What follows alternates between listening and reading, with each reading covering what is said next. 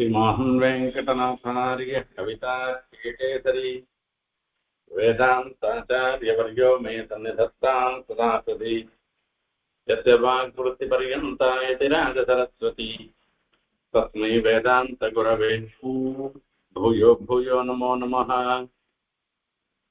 विशुद्धविज्ञानघनस्वरूपं विज्ञानविश्राणनबद्धदीक्षं दयानिधिं देहभृतां शरण्यं देवं हयग्रीवमहं प्रपद्ये। वन्दे वृन्दावनचरं वल्लभी जनवल्लभं जयन्ती सम्भवं धाम वैजयन्ती विभूषणम्। श्रीमद्भागवतத்தில் துவாதசஸ்கந்தத்தில் ஜன்மேஜயருக்கு உபதேசம் பண்ணக்கூடிய பிரகரணங்கள்லாம் பார்த்துருக்கோம்.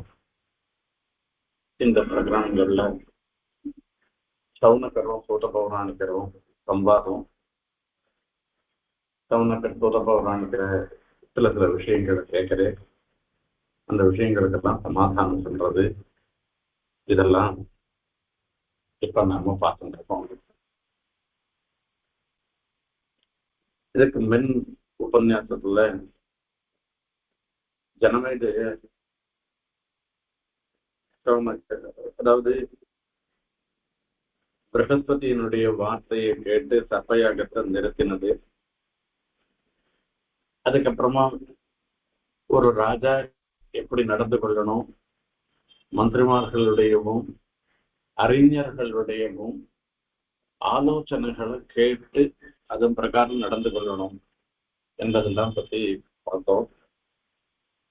அதுக்கப்புறமா வேதத்தினுடைய விபாகங்கள், அந்த வேதத்தினுடைய விபாகங்கள்ல வரைச்சு ரிக்வேதம், யஜுர்வேதம், சாமவேதம் என்றெல்லாம் அதுக்குள்ள சாக்கோபசாக்கமாக வந்தது. யாஜ்ஞவல்க்யருக்கும் அவருடைய குருவுக்கும் ஒரு பிணக்கு ஏற்படுச்சு. குரு இது வரைக்கும் நீ அத்தியனம் பண்ணதெல்லாம் கக்கிடும்னு சொல்ற. யாஜ்ஞவல்க்யரும் அது மொத்தத்தையும் கக்கிடுற.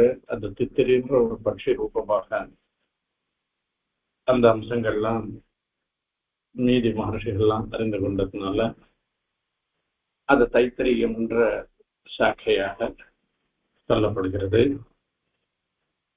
அதுக்கப்புறமா யாஜ்ஞவல்க்யரும் சூரிய மண்டல அந்தர்வர்த்தியாக இருந்துருக்கிறாங்க.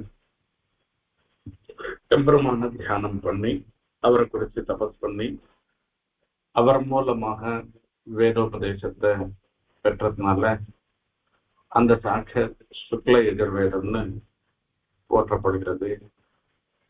இப்படி இதுக்கு அப்புறமா அந்த சூதருடைய கடைசியில வரைச்சே சுமந்துன்றவ அவருடைய சுமந்துக்கு இந்த அங்கிரத்து இந்த உபதேசம் பண்ணின அதர்வண வேதம் இதெல்லாம் பத்தி விஸ்தாரமா சொல்லி பல சாட்சிகள், எதிர்வேதம் உள்ளது, சாமவேதம் உள்ளது, ஜெய்மினி மூலமாக சாட்சி ஜெய்மினி சாட்சின்னு சொல்றது, இப்படி எல்லாம் வேதங்களுடைய பிரிவு எப்படி வந்ததுன்றத விஸ்தாரமா பார்த்தோம். நம்ம சூத்தர் கேட்கிறே, அதாவது சூத்தரன்னா அவரே சொல்றேன் சில விஷயங்கள். அதர்வவித் சுமந்துஷ்ட சிஷ்யம் அத்தியாபயத் சம்காம் சம்ஹிதாம் சோபி பத்யாய வேத தர்சாய் சோக்தவான். சுமந்துவும் அதர்வவித் அதர்வண வேதத்தை உபதேசம் பெற்றவராக இருந்திருக்கிற சுமந்துவும் தன்னுடைய சிஷ்யர்களுக்கு அந்த அதர்வண வேதத்தை உபதேசம் பண்ண. அவ சிஷ்ய பிரசிஷ்ய பரம்பரையில உபதேசம் பண்ணுச்சு. சில சாக்கைகளாக அது பிரியப்பட்டது.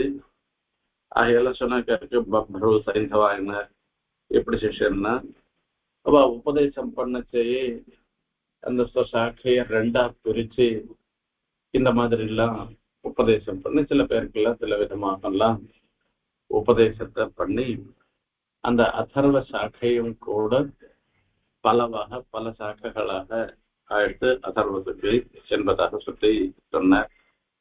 கத்தியோபோகஞ்ச சாவர்ணி ராமசிஷ்யோ கிருதவுரணகான்னு தான் தன்னை பத்தி சூதரும் இந்த மாதிரி அதர்வர் வேதத்தை அத்தியனம் பண்ணவர்ன்றத சொல்லிட்டு இதுக்கப்புறமா புராண லட்சணம் புராணங்கள் இப்ப வேதத்தினுடைய பிரிவு வேதம் எப்படி வந்தது வேதத்தினுடைய பிரிவு எப்படி என்பதை சொல்லிட்டு புராணத்துக்கு என்ன லட்சணம் அது என்ன புராணத்தினுடைய காரியம் என்ன புராணம் எதுக்காக ஏற்பட்டது என்பதெல்லாம் பத்தி அடுத்தது சூத்தர் சொல்றேன்.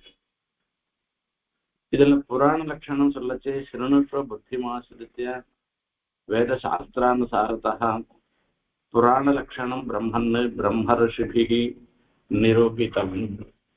பிரம்மரிஷிகளாக இருந்திருக்கிற மகான்களாலே நிரூபணம் பண்ணப்பட்ட இந்த புராண லட்சணத்தை நீரும் கேட்பீராகன்னு புராண லட்சணத்தை பத்தி சொல்லிட்டு வர.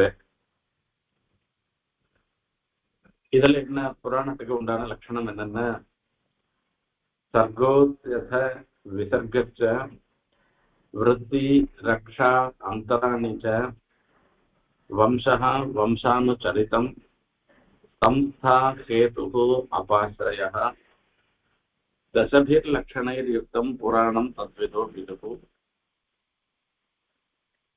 புராணத்தை 10 லட்சணத்தோட கூடியதாக சொல்றது.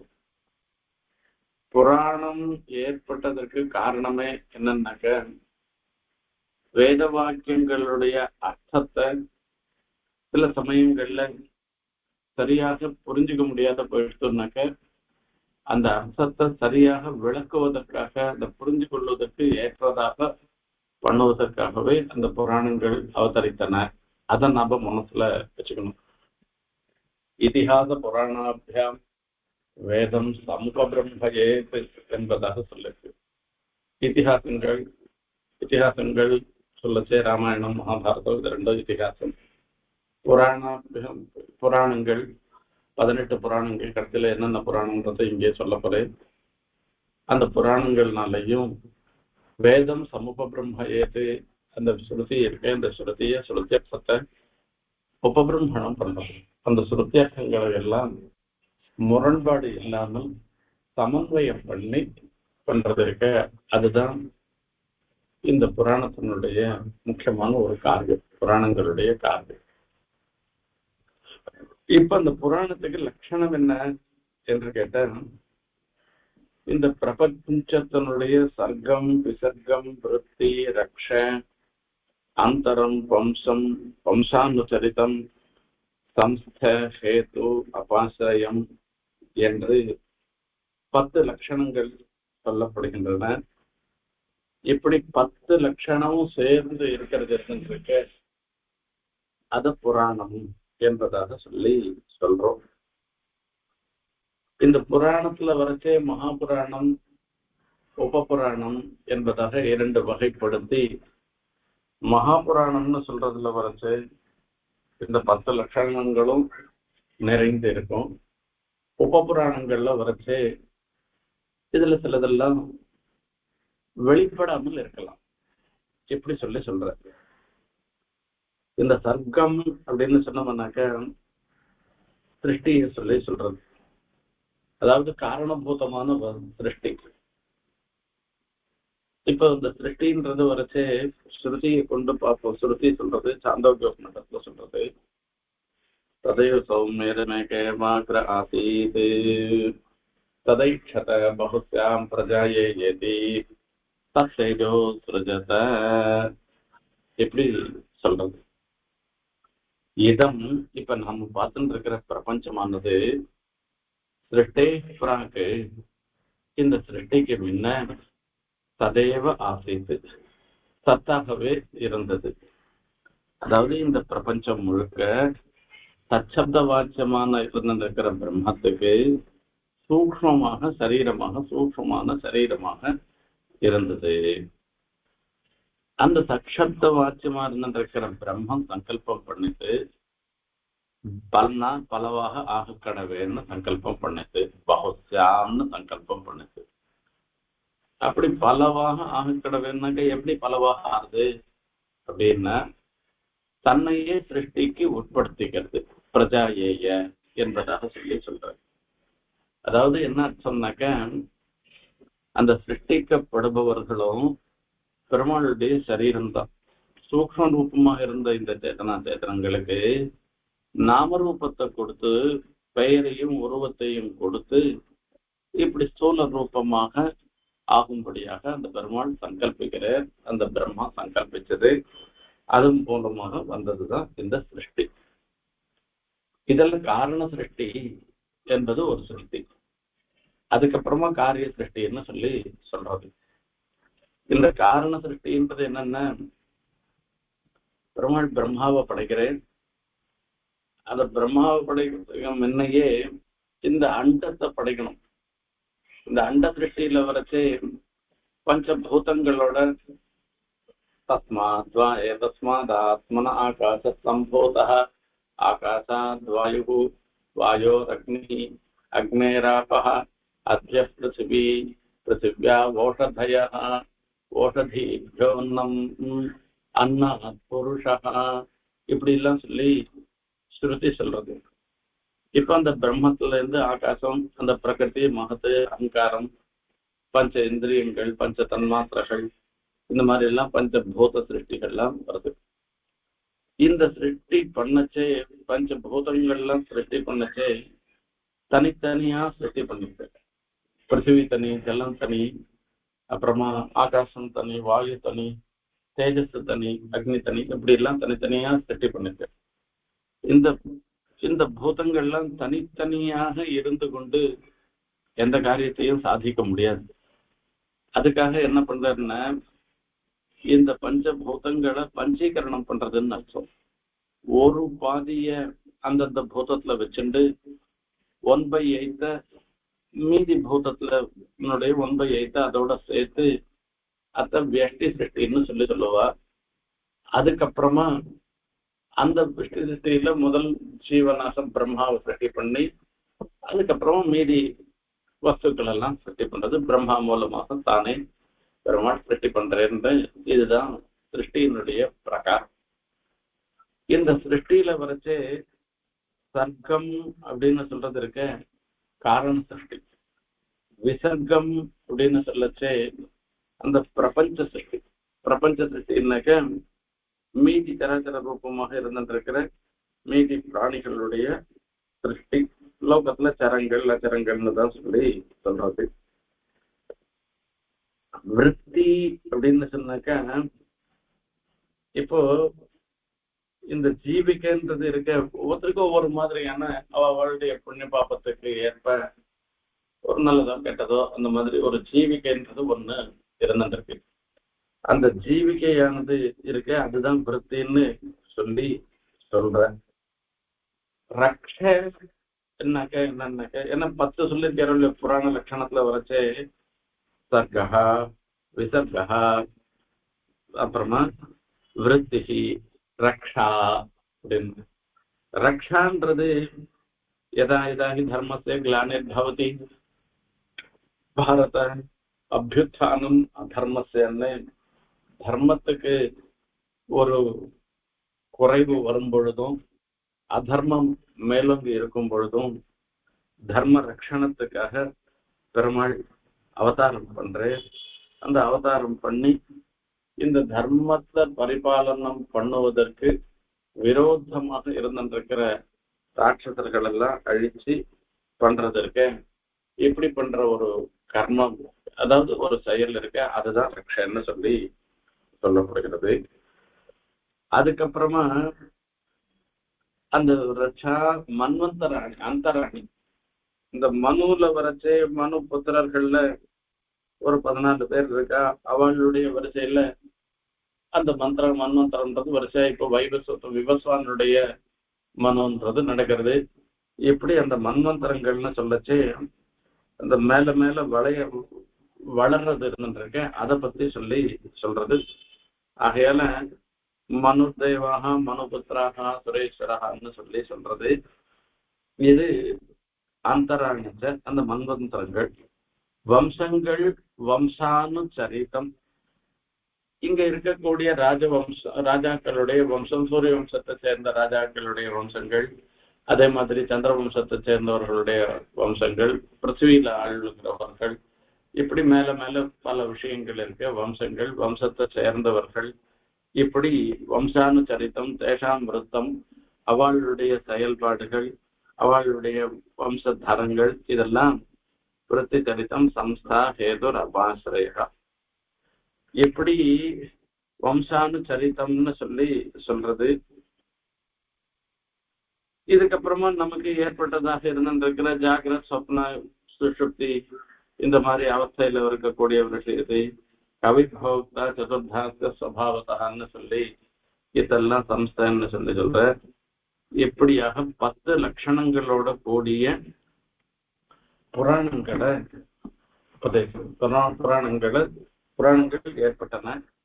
அந்த புராணங்கள் எல்லாமே பிரம்மாவால பண்ணப்பட்டதுதான். அதாவது பிரம்மாதான் புராணங்களுக்கெல்லாம் மூல காரணமாக இருந்திருக்கு. ஏன்னு கேட்டா, இதுலயே ஏகாதச ஸ்கந்தத்துல மத்ய அவதாரத்தை பத்தி, ஏகாதச ஸ்கந்தத்துல வரைச்சே ஹம்சாவதாரம் எல்லாம் வரைச்சே அங்க சொல்ற நாரதர் எனக்கு பிரம்மா உபதேசம் பண்ணின விஷயத்த உமக்கு நான் சொல்றேன்னு சுகருக்கு சொன்னேன். சுகர் சொல்லி அதை கேட்டு சுகர் சொல்றது, இப்படி எல்லாம் தான் சொன்னதாக தான் வருது. எல்லா இடத்துலயுமே பிரம்மா தான் உபதேசம் பண்ற. அந்த பிரம்மா உபதேசம் பண்ண அந்த புராணங்களுக்கெல்லாம் அதுக்கப்புறமா அந்த மகர்ஷி பிரணேதாக்களாக அதை பட்டோலப்படுத்தினவர்களாக, ஒவ்வொரு சந்தர்ப்பத்துல அதை வெளிப்படுத்தினவர்களாக மகர்ஷிகள் இருக்கிறதுனால அந்த மகர்ஷிகள் அந்த புராணத்தை பண்ணதாக சொல்ற. எல்லா புராணங்களுக்கும் மூல அம்சம் இருக்கு. அது பிரம்மாவனால வரப்பட்டது, சொல்லப்பட்டதுன்றதுதான் முக்கியமான ஒரு விஷயம். இது இப்போ இந்த புராணங்கள், உப புராணங்கள் என்றெல்லாம் இப்ப லட்சணம் சொல்லப்பட்ட பிரகாரத்துக்கு அந்த 18 புராணங்களை பிரதானமாக நாம சொல்றோம். பிராமணம், பாத்மம், வைஷ்ணவம், சைவம், லைங்கம், காருடம், இது ஆராய்ச்சி. அதுக்கப்புறமா நாரதீயம், பாகவதம். இந்த பாகவதம்ன்றது 8வது புராணத்துல 8வது. ஆக்னேயம், அக்னி புராணம், காந்த புராணம், பவிஷ்யத் புராணம், பிரம்மவைவர்த்த புராணம், மார்க்கண்டேய புராணம், வாமன புராணம், வராக புராணம், மாத்ய புராணம், மத்ய புராணம், கூர்ம புராணம், பிரம்மாண்ட புராணம்னே ஒரு புராணம் இருக்கு. இப்படி 18 புராணங்கள். பிரம்மன்னிதம் சமாக்கியாத்தம் சாக்கா பிரணயனம் முனேகே சிஷ்ய சிஷ்ய பிரசிஷ்யானாம் பிரம்மதேஜோ விவர்தனம். இது சிஷ்யர்களுக்கு உபதேசம் பண்ணி, அவளுடைய சிஷ்யாளுக்கு உபதேசம் பண்ணி, இது மூலமாக இந்த புராணங்கள் மூலமாக பிரம்ம ஞானத்தை அடைவது, அந்த ஸ்ருதி சமதிகமாக ஸ்ருதியினால அறியக்கூடியதாக இருந்திருக்கிற அந்த ஸ்ருதியில சொல்லப்பட்ட வேத வாக்கியங்களுடைய உண்மை பொருளை, அந்த வேத வாக்கியங்கள்ல எதனா ஒரு சம்சயம் இருந்ததுன்னா கூட இந்த புராணத்தை கொண்டு அந்த உண்மை பொருளை அறிந்து கொண்டு அதன் மூலமாக பிரம்ம தேஜத்தை அடைவதுதான் இந்த புராணங்களுடைய நோக்கம் என்பதை சொல்லி முடிக்கிறார். அப்போ சவுனக சூத பௌராணிகரை பார்த்து ஒரு கேள்வி கேட்கிறேன். ரொம்ப சந்தோஷம். இப்படிப்பட்ட பிரதானமான அம்சம், வேதங்களுடைய பிரிவு, புராணங்களுடைய தோற்றம், புராண லட்சணம், அந்த என்னென்ன பிரதானமான புராணங்கள் உள்ளன என்பதெல்லாம் பற்றி சொன்னதுக்கு நான் ரொம்ப தன்யனாக நம்புறேன். இப்படி இந்த சம்சாரமாகிற ஒரு இருட்டுல ஒரு வாழ்ந்துட்டு இருக்கிறவளுக்கு ஒரு வழியை காட்டு, இருட்டை கடப்பதற்கு ஒரு வழி காட்டுபவராக நேர் இருந்துருக்கு. ஆனா எனக்கு ஒரு சந்தேகம் வருது. இந்த சந்தேகத்தை நேர் போக்கடிக்கணும்னு பிரார்த்தனை பண்றேன், சவுனகர் பண்றேன். மிருகண்டர்னு ஒரு மகர்ஷி, அந்த மிருகண்ட மகர்ஷியினுடைய குமாரன் மார்க்கண்டேயர். அவர் மார்க்கண்டேயர் சிராயுசு. அவர் தீர்க்கமான ஆயுச சிராயுசாக உடையவர் என்பதாக, அழிவில்லாதவர் என்பதாக சொல்றார். எப்பவும் வாழ்பவராக இருப்பார் என்பதாக சொல்றார். அவர் என்ன பண்றாருனாக்க மகா பிரளய காலத்துல இந்த லோகம் முழுக்க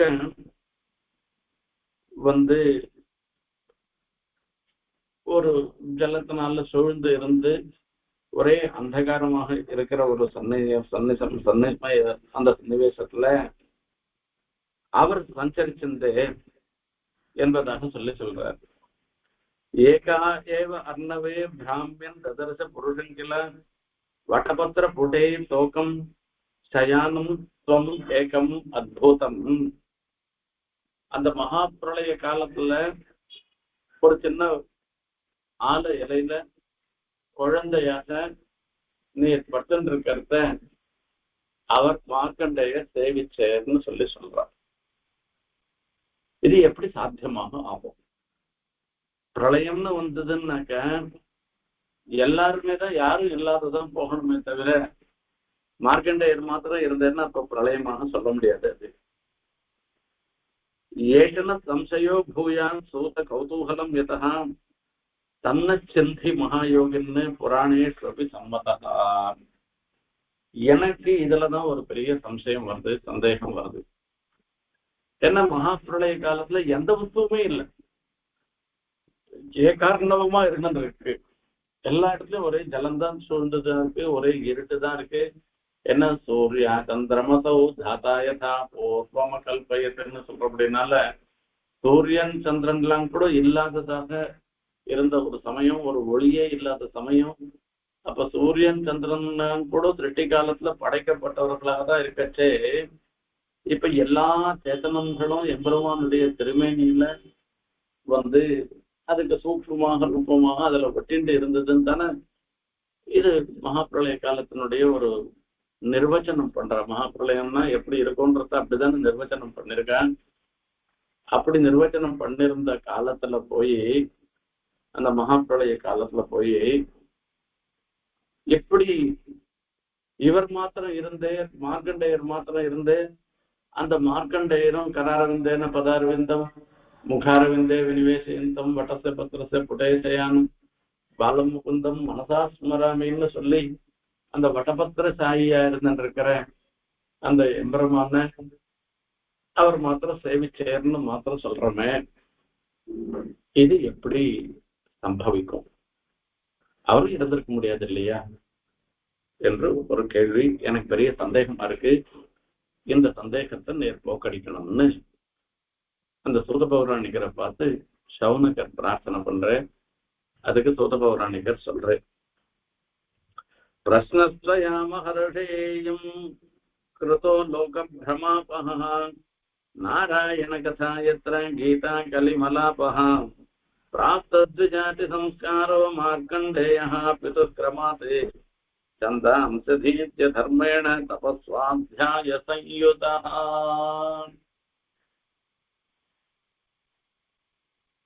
சௌனகரை பார்த்து சொல்றேன், சூதர், நீர் கேட்ட உமக்கு வந்த சம்சயம் இருந்துருக்க,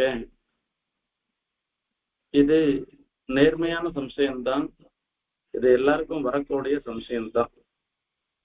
ஏன்னா எந்தெந்த இடத்தெல்லாம் அந்த எம்பெருமானுடைய நாராயண கதை, நாராயணனுடைய லீலைகள், அவருடைய அவதாரங்கள், அதுல அவதாரத்துல பெருமாள் பண்ணின ஒரு செயல்கள், இவற்றை பற்றி சொல்றதுன்றது வருதோ அந்த இடத்துல இந்த விஷயமும் சொல்லிருக்கு.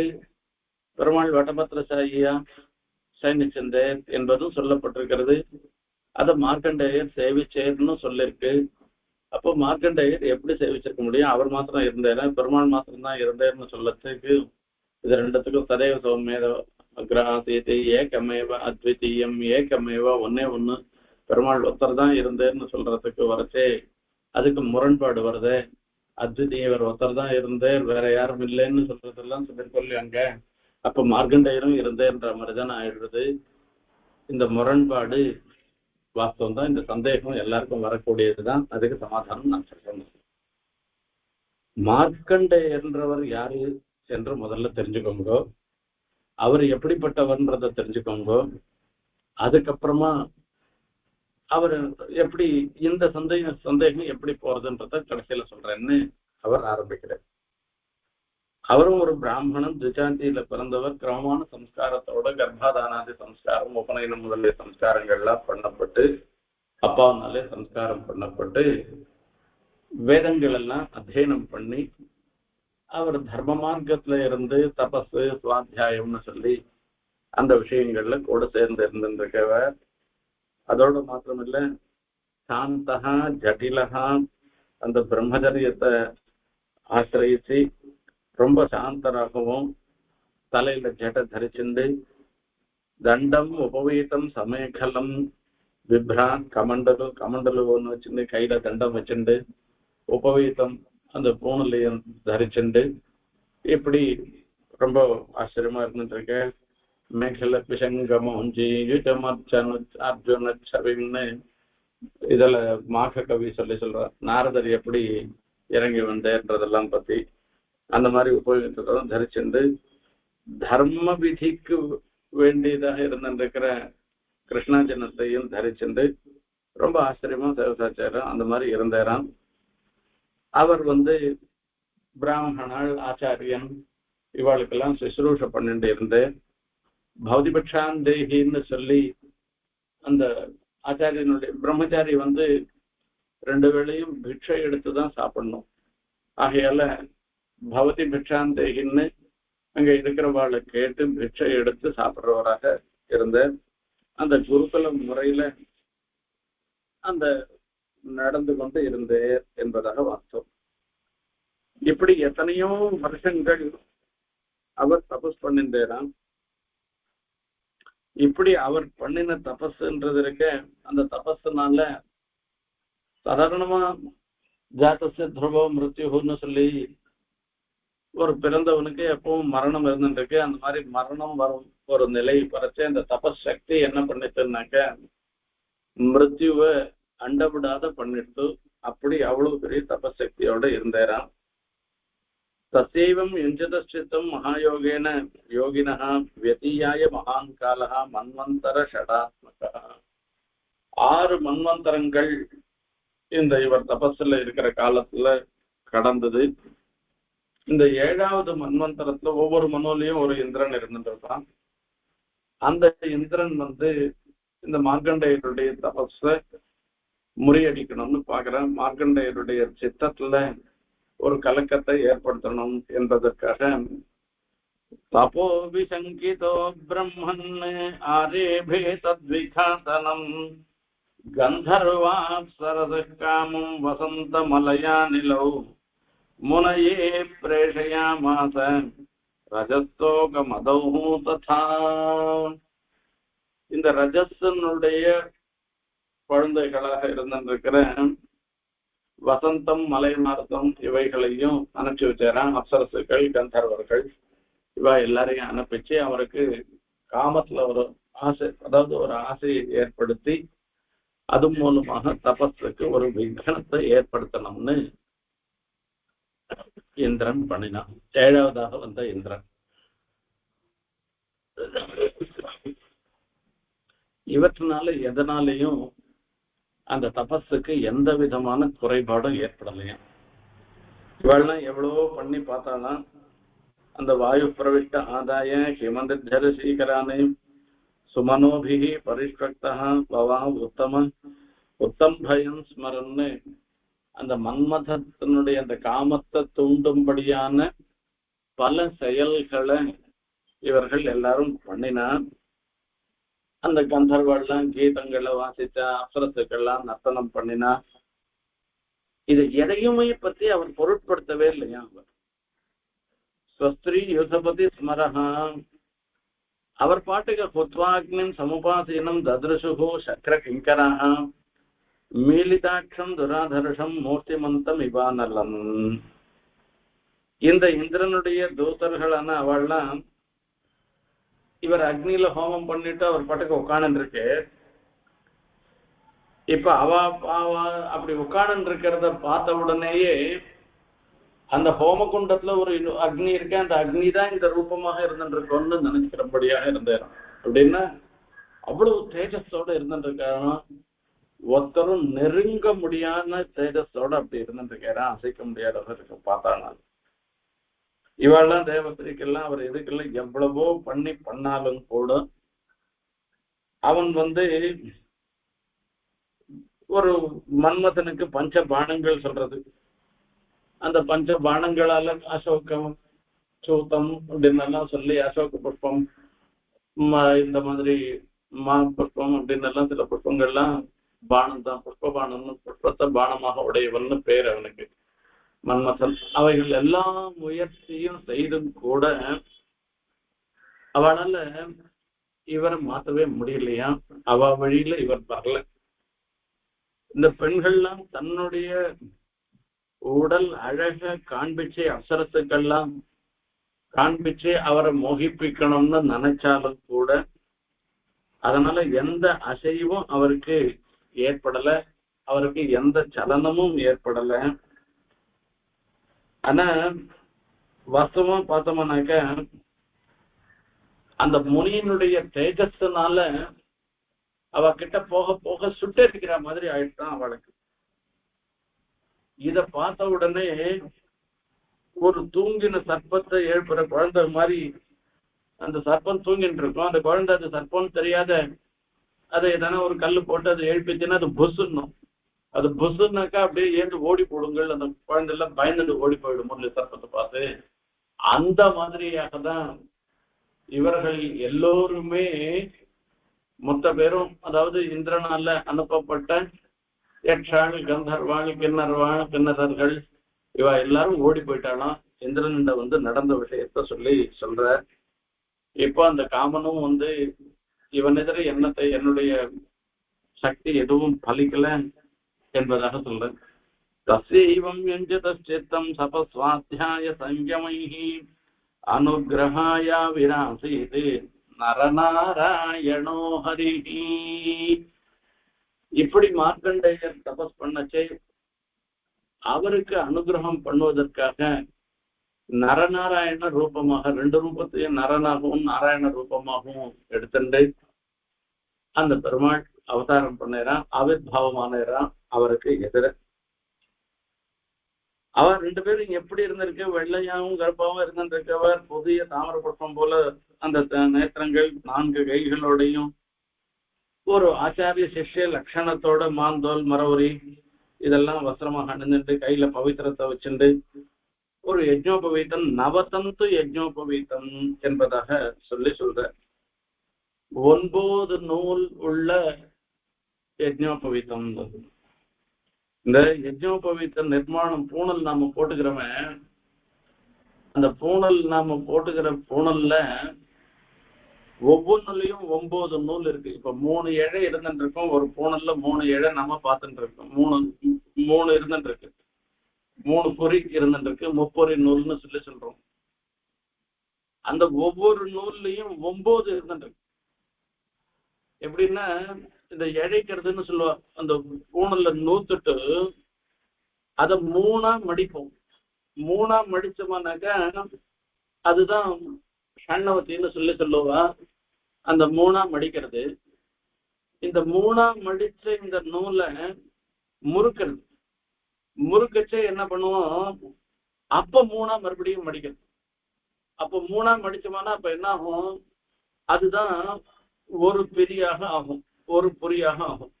அப்போ ஒவ்வொன்றுலயும் 3 9 நூல் இருந்தது. இப்படி 9 நூலோட கூட இருந்திருக்கிற பூணல்ல தரிச்சிருந்த என்று சொல்ற.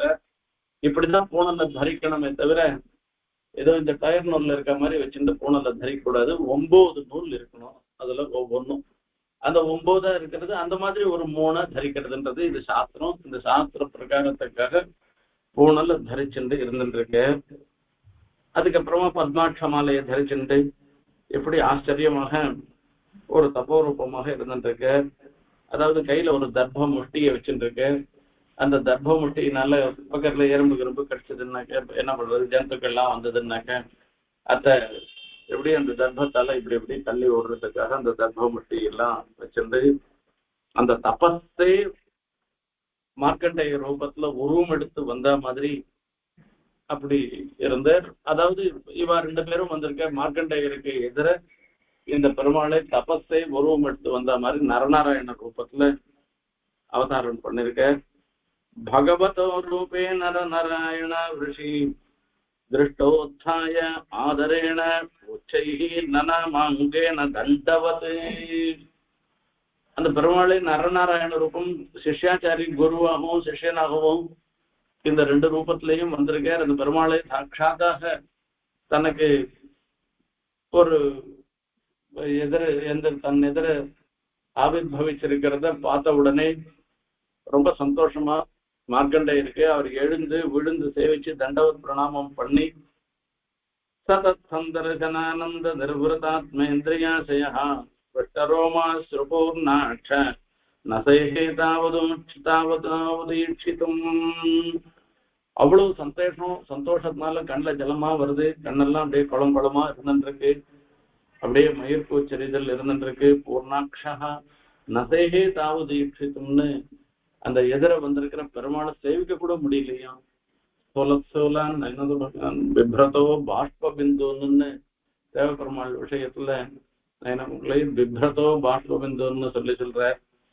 இப்படி சுவாமி தேசிகன் தேவ பெருமாளை அனுபவிக்கிற பாகவதாள்லாம் எப்படி எல்லாம் அந்த பெருமாளை சேவிக்கிறான்றத சொல்றாரு. அந்த மாதிரி இவருக்கு பெருமாளை கண்ணில் கொல்லப்படலையா, அப்படி அவரை சேவிக்க கூட முடியாதவராக இருக்கார். உற்சாய பிராஞ்சலி பிராக அவருக்கு ஏந்த அந்த உற்சாகத்துல அவரையே கட்டின்றவர் போல இருந்தோம். அந்த கட்டின்றவர் போல இருந்தா அவ்வளவு தூரம் அவ்வளவு ஒரு உற்சாகத்தோடு வந்து நமோ நம இதீஷானம் பபாஷே கத்கதாட்சரா நமோ நமஹன்னு அந்த குரல் தழுதழுத்த குரலோட அவர் மார்க்கண்டேயர் சொல்றாராம். தயோராசனமாதாய பாதயோரவனித்யச அர்ஹணேனானுலேபேன தூபமால்யைரபோஞ்சயதே சுகமாசனமாசீனோ பிரசாதாபிமுகோ முனிः புனரானம்ய பாதாபியாம் கரிஷ்டாம் விதமப்ரவீத். அர்க்யம் பாத்தியம் ஆச்சமனீயம் தூபம் தீபம் தனக்கு என்னென்னலாம் உபச்சாரம் தன்னால பண்ண முடியுமோ அது எல்லாவற்றையும் பண்ணி போதிட்டு அவர் சுகமாக ஒரு ஆசனத்துல அவ 2 பேரையும் உட்கார வச்சுட்டு அப்போ அவ 2 பேரும் பிரசாதோன்முகாளாக இந்த மார்க்கண்டேயரை அனுகிரகம் பண்ற ஒரு நிலையில அவ இருந்தார். அப்போ அவ காலில் விழுந்து சேவிச்சு அவளை ஸ்தோத்திரம் பண்ண ஆரம்பிக்கிறேன். அதாவது மார்க்கண்டேய ஸ்துதி. இப்ப சொல்ல போறது மார்க்கண்டேய ஸ்துதின்னு பேரையும் அவர் என்ன ஸ்தோத்திரம் பண்றாருன்னு பார்ப்போம். கிர்வர்ணயே தவ விபமோ யதுதீரிதோசுஹு சம்ஸ்பந்ததே தமனுவாங்மன இந்திரியாணி ஸ்பந்தந்தி வை தனுபிருதாம் அஜசர்வயோஸ்ச ஸ்வஸ்யாப்யதாபி பஜதாமசி பாவபந்துः.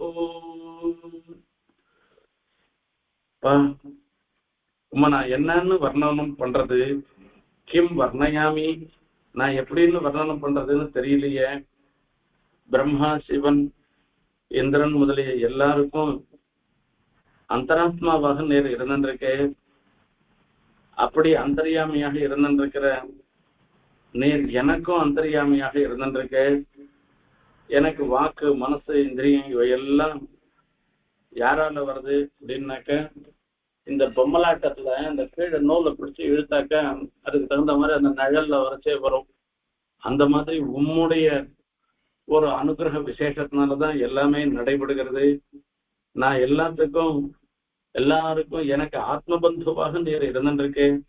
இந்த பாவபந்துவாக ஆத்மபந்துவாக நேர் இருக்கிற அப்படின்னால உம்மை ஆசிரியக்கிறவர்களுக்கெல்லாம் இருக்க அப்படின்னால உம்மை நான் என்னன்னு ஸ்தோத்திரம் பண்றதோ எனக்கு ஸ்தோத்திரம் பண்றதுக்கே எனக்கு வாக்கே வரலையே, எனக்கு ஒன்றும் தெரியலையே அப்படின்னு சொல்றேன். நேர்தான் இந்த சிருஷ்டி பண்ணுவதற்காக இந்த பிரபஞ்சத்துல லோகத்துல தர்மத்தை ரட்சணம் பண்ணுவதற்காக மத்ஸ்யமூர்த்தி கூர்மமூர்த்தி இப்படி எல்லாம் இந்த மனுஷன் பிராணிகள் தேவர்கள் இவர்கள் உருவத்துல அவதாரம் பண்ண. அதாவது வாமனாவதாரம் தேவதைய அவதாரம், மத்ஸ்யாவதாரம் கூர்மாவதாரம் எல்லாம் பிராணிகள். இப்போ மனுஷ அவதாரத்துல ராமாவதாரம் கிருஷ்ணாவதாரம் இப்படி பல மூர்த்திகளாக பலவிதமான சரீரத்தை எடுத்துட்டு நீ ரட்சணம் பண்ணி சொன்ன.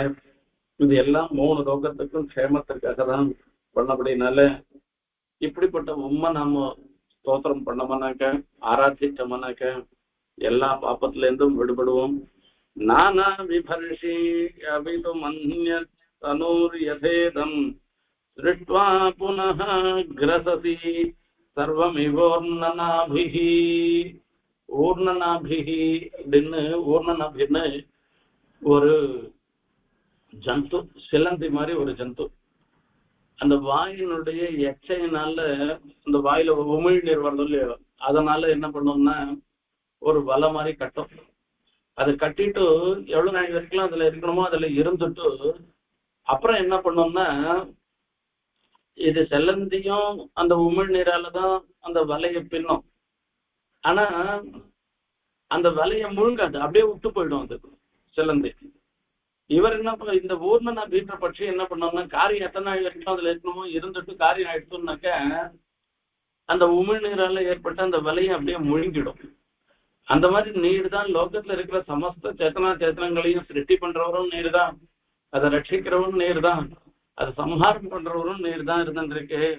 யத்வைஸ்துவந்தி வினமந்தி யஜந்த்யபீக்ஷணம் த்யாயந்தி வேத சதஜாமுனயஸ்ததாப்த்யை. அப்படிப்பட்ட உண்மை அடைவதற்காக தான் மகர்ஷிகள்லாம் உன்னை ஸ்தோத்திரம் பண்றான், உண்மையை தியானம் பண்றான், உண்மை குறிச்சு யாகங்கள்லாம் பண்றான், இது எல்லாம் பண்றான். நானியம் தவங்கூபயனயாது அபவர்கமூர்த்தே க்ஷேமம் ஜனஸ்ய பரிதோபியீஷ வித்மஹா.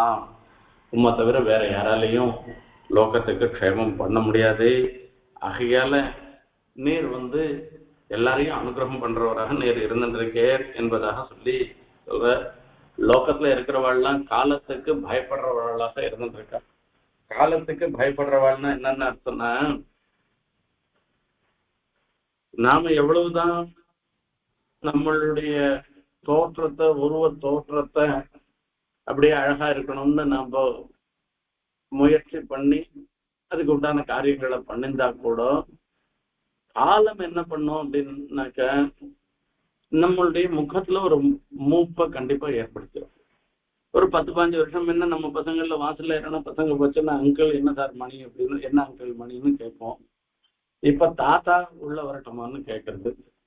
இது எல்லாம் இயல்புதான், இது காலத்தினுடைய ஒரு இது. ஆனா காலத்தினால மாறுபாடு அடையாதவராக இருக்கிறவர் பெருமாளித்தார் தான், எப்பவும் ஒரே மாதிரியாக இருந்திருக்கிறவர். இப்ப இந்த காலத்துல மாறுபாடு அடைபவர்களாக இருந்திருக்கிற நாமும் கூட இந்த காலத்தினால எந்த விதமான மாறுபாடும் அடையாமல் சதா பசியந்தி சூரையான்னு நித்தியசூரிகள் மாதிரி சேவை குண்டத்துல கைங்கரியம் பண்ணணும்னாக்க அந்த யாருடைய பிரசாதத்தினால அனுகிரகத்தினால வரும்னாக்க அந்த எம்பெருமானுடைய பிரசாதத்தினாலதான் ஏற்படும். அதை தான் சொல்லி இந்த இடத்துல மார்க்கண்டேய ஸ்தோத்திரம் பண்ற. தத்வை பஜாமிருததியஹ தவ பாதமூலம் ஹித்வேதமாத்மச்சதிதாத்மகுரோஹ வரஸ்ய தேஹாத்யபார்த்தம் அசதம் சமபிஜ்ஞமாத்ரம் விந்தேத தே தர்ஹி சர்வமனீஷிதார்த்தம். உம்முடைய திருவடியை நான் ஆசிரியிக்கிறேன். நானே அந்த உம்முடைய திருவடியை ஆசிரியிச்சிட்டேன்னாக்க நம்மளால பெற முடியாத வஸ்துன்றது எதுவுமே இல்லை, எல்லாவற்றையும் நாம பெறலாம்.